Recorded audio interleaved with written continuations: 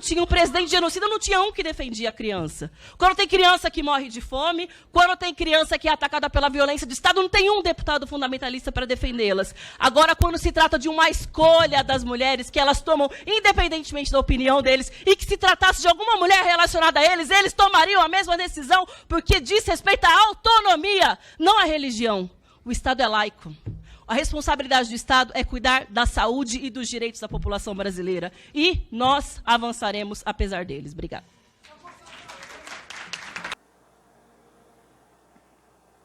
Olá, pessoal.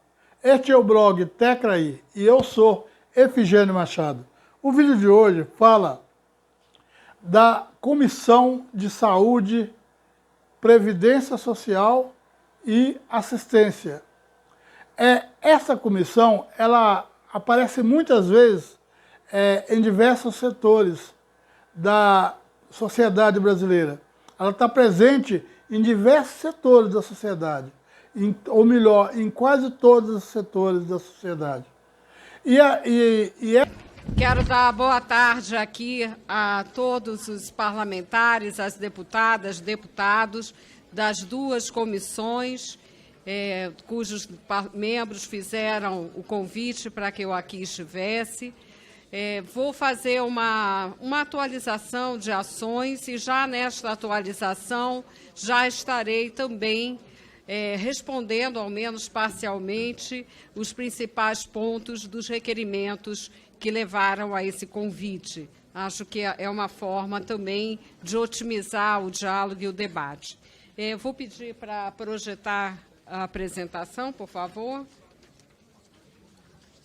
E enquanto está se organizando, quero aqui compartilhar com vocês um sentimento e uma convicção. Começo com a convicção. Esse diálogo, para mim, é essencial para o processo democrático e para o aperfeiçoamento do trabalho no Executivo, no caso em pauta do Ministério da Saúde. Esse diálogo tem se dado de várias formas, seja em seminários promovidos pelos parlamentares, seja em inúmeras reuniões que tenho feito no Ministério. Também aproveito, para apresentar a minha equipe, que a boa parte dos parlamentares já conhecem, que eu não vou apresentar a todos por uma questão de tempo, mas aqui à minha direita na mesa o secretário Elvésio Magalhães, que é o secretário da Atenção Especializada do Ministério, e o secretário adjunto, o secretário executivo, Elton, que trabalha também de uma maneira permanente. E não posso deixar de mencionar nosso assessor parlamentar, Chico D'Angelo, também colega de vocês, uma vez que foi parlamentar em vários mandatos, e faço isso só para acentuar: o Ministério está de portas abertas, como sempre, e, além de mim, toda a equipe fala pelo Ministério. Então, por favor, vocês se sintam muito à vontade para esse trabalho de diálogo conosco. Pode passar, por favor? Você vai passar? Tá ótimo, eu pensei que não pudesse passar daqui.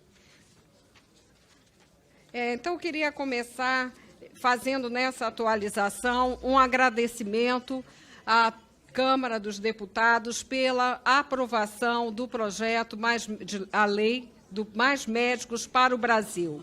E, atualizando, dizer que nós conseguimos, em tempo recorde, já alcançar, já em atuação nesse momento, incluindo médicos de programas anteriores, 18.500 médicos em atuação no Brasil, presentes em todas as regiões brasileiras. Esse é um recorde histórico e tenho acompanhado de perto o início do trabalho desses médicos junto aos municípios, junto aos prefeitos e aos secretários municipais de saúde. Fica grávida e é filha de quem tem um poder aquisitivo muito grande, vai a uma assistência cara, alguém que possa dar em um lugar onde ele pode receber uma bela assistência, lá a pessoa venha a ter um aborto muito bem vigiado pelos melhores médicos, e aí ela volta para casa e está tudo bem. Mas a pobre não, a pobre muitas vezes ela paga muito cara, ela simplesmente tem o seu sofrimento de sofrer um aborto clandestino. E esse aborto clandestino, ela paga muito caro, que às vezes ela fica com aquele sentimento de dificuldade, vem adoecer, fica anos e anos pagando por aquilo que sofreu, a doença às vezes não passa, isso tem a trazer outras contaminações, e o aborto nunca é uma coisa muito simples e muito fácil. Aí se fala exatamente da época de que se pode ser feito o aborto, e entrou também uma deputada muito inteligente, que a gente gosta de ouvir ela tem assim uma capacidade de visão fora de sério. Eu gostaria que você assistisse esse vídeo e você vai ver como é que ela retrata isso, da maneira técnica que ela consegue mostrar exatamente como mulher ela consegue passar a mensagem verdadeira que eu imagino que é muito mais fácil ela resolver por ela ter qualidade e conhecimento e ela sabe estar mais próximo da vida feminina por viver na pele feminina e deve ter tido amigos e conhecimento para falar da forma que ela fala. De todos os temas, ela fala muito bem, mas mais uma vez ela fala do tema da situação das mulheres que precisa de ajuda e ela só pode encontrar ajuda na área pública de saúde. A conferência, que é fruto de conferências estaduais, conferências municipais, foram 99 conferências livres, o que me parece uma construção democrática de uma política pública de valorização do SUS. E nós aqui defendemos, como a ministra defende, o fortalecimento da saúde pública integral, com financiamento adequado, considerando a diversidade do nosso povo, a singularidade de cada pessoa e, sim, o recorte de classe, de gênero, de raça, de território, a universalidade e a equidade. Saúde é um conceito que acontece no corpo. E o corpo em relação com o ambiente e com a vida, e o corpo histórica e contextualmente situado. Por que eu estou dizendo isso? Porque eu não considero pauta ideológica, no sentido depreciativo do termo ideológico, pensar política de saúde específica para mulheres, para negros, para LGBTQIA+, para indígenas, para quilombolas. Essa, para mim, é uma pauta de saúde, é uma pauta de vida, porque eu insisto nesse conceito da saúde como uma experiência que acontece no corpo, um corpo histórico e contextualmente situado, um corpo em relação com a sociedade e com o ambiente. Portanto, eu queria defender políticas específicas e setoriais, não como pauta ideológica, mas como promoção efetiva da saúde, considerando a especificidade de cada experiência humana e o recorte de classe, gênero, raça, dentre outras variáveis. Sobre vacina, quero lembrar que tem comprovação científica e conjunto de evidências e que, ao longo da história, salvo engano, é normal o aprimoramento de vacinas, inclusive considerando a mutação dos vírus, e aí você vai buscando métodos mais eficientes. Seguindo em vários pontos, para depois pedir a consideração da ministra, até mesmo a pauta sobre a legalização do aborto. Porque, segundo a Organização Mundial da Saúde, OMS, são 25 milhões de abortos inseguros por ano no mundo. Então, vamos lá, aborto existe, ponto. Segundo a OMS, nos países em que há uma regulação, não significa estimular, significa regular, há 10% de procedimentos inseguros. Agora, olha que curioso, nos países em que é proibido, esse índice de procedimento inseguro vai a 25%. E também é a quinta causa de morte materna. Ou seja, a política que simplesmente proíbe gera mais efeito morte do que efeito vida. O que o meu partido, por exemplo, defende... É um pastor defendendo aborto aqui? Mentalismo. E sobre a questão de drogas, senhora ministra, queria pedir mesmo, como já vem sendo feito, o reforço. a rede de atenção psicossocial, a lógica das reduções de danos, ao consultório de rua. E olha que curioso, segundo dados da ONU, do Escritório das Nações Unidas sobre Drogas e Crime, 13% do número total de pessoas que usam drogas ilícitas sofrem transtornos associados ao uso de drogas. Eu estou sendo cuidadoso, se vocês forem ver o meu vídeo, para cada dado, uma fonte que pode ser publicamente verificada, testada e questionada, mas fonte tem. Não estou romantizando o uso, O uso abusivo pode destruir a vida de uma pessoa, de uma família, isso requer cuidado. Por isso que estou falando da rede de atenção psicossocial. Mas olha o dado da ONU. 13% do número total de pessoas que usam drogas ilícitas desenvolvem o uso abusivo. Sabe qual é a conclusão que eu chego no meu país? Olha que curioso. Morre mais gente hoje. Saúde não tem a ver com vida? Promoção de vida? Defesa da vida? Morre mais gente hoje na política de combate à droga do que pelo uso abusivo da droga. Se a ideia é defender a vida, e essa é a minha ideia, inclusive fruto da minha consciência e da minha espiritualidade, a política está errada. Tem mais gente morrendo de bala na cara do que de overdose. Isso significa romantizar a overdose? Não. Tem que ter tratamento na área da saúde pública, da rede de atenção psicossocial, dos CAPs AD, do consultório de rua. Mas o que eu quero chamar a atenção, o debate é válido. Porque a política atual gera efeito morte e não cuida de forma efetiva dos casos abusivos. E nesses últimos 25 segundos, proteger as famílias é direito à moradia, é direito à água potável, é direito a saneamento básico, é combater a fome. Sabe como uma família é destruída? Com violência doméstica e feminicídio.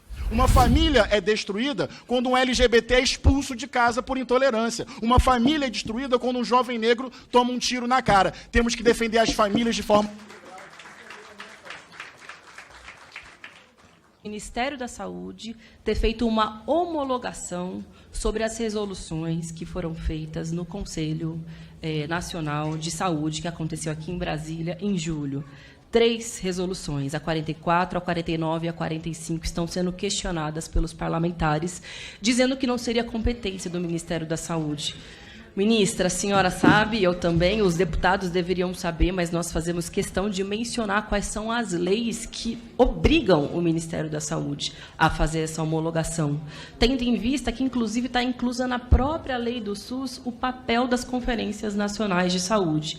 E se os colegas deputados que são bolsonaristas discordam dessas resoluções, eu aconselho que disputem o conselho, os conselhos municipais, os conselhos estaduais, para que possam tirar delegados para vir para o Conselho Nacional. Aliás, disputaram, tinham também representantes do bolsonarismo aqui no Conselho Nacional e perderam as resoluções. Simples assim. É assim que funciona a democracia. Assim como perderam as eleições no final do ano, tentaram dar um golpe de Estado, mas o resto dessa história a gente já sabe como funciona. Quais são as leis que amparam as posições da ministra? Lei 8.880 de 1990, 8.142 de 1990, a Lei Complementar 191 de 2002, o Decreto 5.839 de 2006, além da Constituição Federal de 88.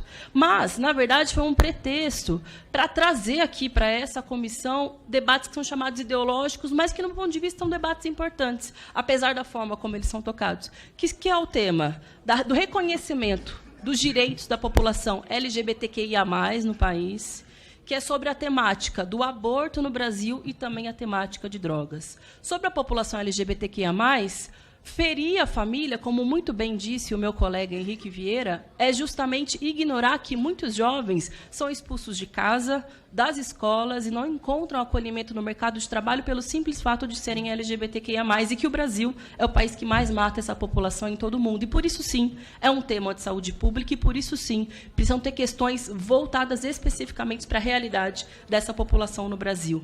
Sobre a temática no aborto, é que eu queria responder à deputada que, infelizmente, não se encontra mais nessa sala, mas eu tenho certeza que o recado vai chegar a ela. Ela não leu a DPF 442, que o pessoal protocolou em 2007 no Supremo Tribunal Federal e que deve entrar em pauta em breve. Se tivesse lido, saberia que a proposta contida ali de interrupção da gestação é até a 12ª semana. Não se trata de gestações avançadas, como é o caso dela, e eu lhe desejo que tenha toda a saúde, toda sorte, que a maternidade dela seja plena, livre, com todos os direitos. Mas o que diz essa nossa ADPF? Que sim, as mulheres no Brasil abortam, quer queiram, quer não. E essas mulheres, elas têm religião. Muitas delas são mães. Isso quem está dizendo não sou eu, mas foi uma pesquisa feita pela Universidade de Brasília, reconhecidíssima, pesquisa, ciência, não fake news, como os senhores gostam de utilizar. Muitas dessas mulheres já são mães. Elas são religiosas, são católicas, são evangélicas. E mesmo assim abortam, porque significa que não há Estado, não há religião e não há deputado fundamentalista que vá fazer uma mulher mudar de ideia quando ela toma essa decisão. E talvez doa os ouvidos de alguns, mas sim autonomia, decisão, escolha das mulheres. É por isso que a sociedade brasileira conviva com esses termos. Por quê, deputado Pastor Henrique, meu amigo? Porque existe uma diferença entre todas essas mulheres que abortam no Brasil. São aquelas que são presas, aquelas que morrem, aquelas que não são presas e sobrevivem. Deputado, se for uma esposa, uma filha ou um amante de deputado que engravidou e vai querer fazer um aborto, nada vai acontecer com ela nem com ele. Ela vai para uma clínica clandestina, caríssima, em segurança, vai fazer o procedimento e ninguém vai ficar sabendo. Agora, se for uma menina jovem, negra, moradora da periferia, a gente só vai ter notícia dela se, por sorte, se tornar notícia de jornal a tragédia que aconteceu com ela e com toda a sua família. Essa menina provavelmente também é mãe, é filha e o Estado trata ela dessa forma. Se tem dinheiro, paga e nada acontece com ela. Se é pobre, ela morre. É disso que se trata o aborto ilegal no Brasil. A cada 2 dias, uma mulher morre por aborto ilegal no Brasil. E vão dizer que não é um problema de saúde pública? É a 5ª causa de mortalidade materna. Por isso, eu espero que o Supremo Tribunal Federal tome uma decisão correta em defesa da vida das mulheres. E aqui muitos dizem que defendem as crianças. Coisa nenhuma. Quando a ex-ministra Damares relegou a própria sorte às crianças e Yanomami, não tinha um deputado dizendo que defendia a vida de criança, coisa nenhuma. Ou quando criou fake news sobre as crianças tapajós para tentar ganhar voto, não tinha um deputado. Ou quando o ex-presidente da República distribuiu cloroquina e negou a vacina, assim como o deputado fazendo com broche, gente, com broche do Zé Gotinha, questionando a eficácia da vacina. É disso que se trata o Brasil de 2023, de 2022, dos últimos anos. Mas quando tinha um presidente genocida, não tinha um que defendia a criança. Quando tem criança que morre de fome, quando tem criança que é atacada pela violência do Estado, não tem um deputado fundamentalista para defendê-las. Agora, quando se trata de uma escolha das mulheres, que elas tomam independentemente da opinião deles, e que se tratasse de alguma mulher relacionada a eles, eles tomariam a mesma decisão, porque diz respeito à autonomia, não à religião. O Estado é laico. A responsabilidade do Estado é cuidar da saúde e dos direitos da população brasileira. E nós avançaremos apesar deles. Obrigada.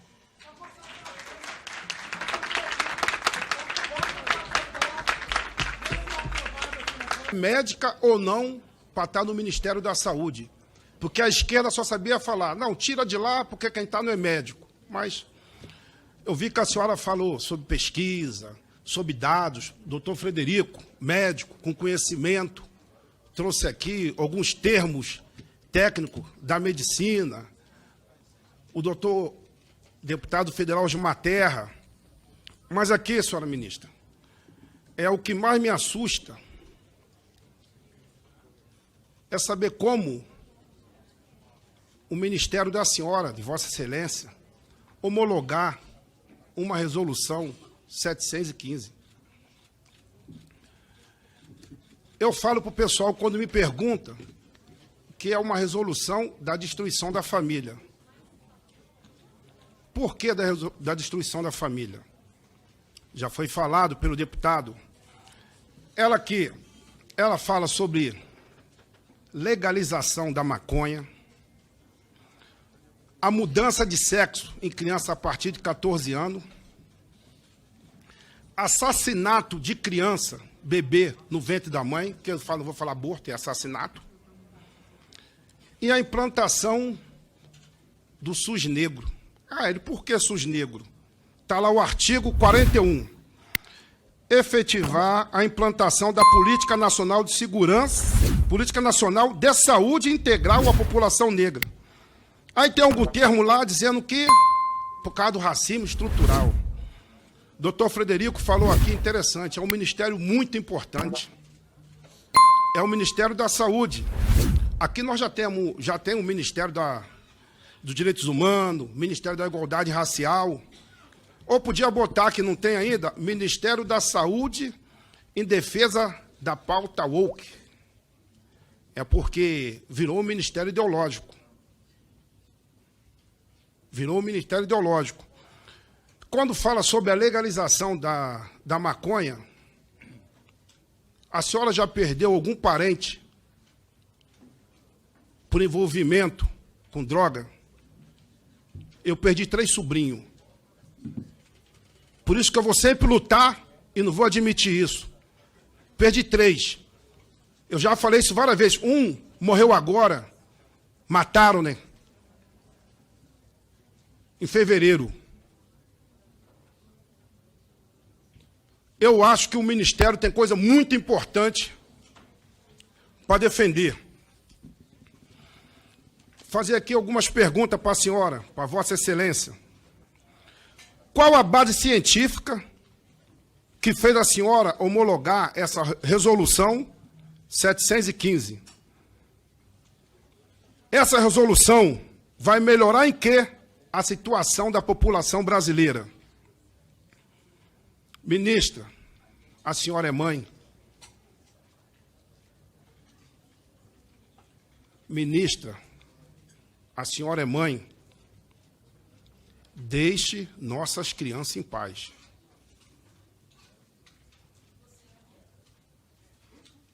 Não, porque eu, como conservador de direita, eu sei que para ser mãe tem que ter útero. Eu não tenho útero para ser mãe. Muito bem. Para ser mãe tem que ter útero. Eu sou e defendo. E aí? Tem útero? Com certeza. Então, A sua posição e também a concordar ou não, você que sabe. A posição é sua como deputado. Eu estou apenas querendo que esse tipo de discussão, esse tipo de assunto chegue até você. Até lá, até depois, se Deus quiser.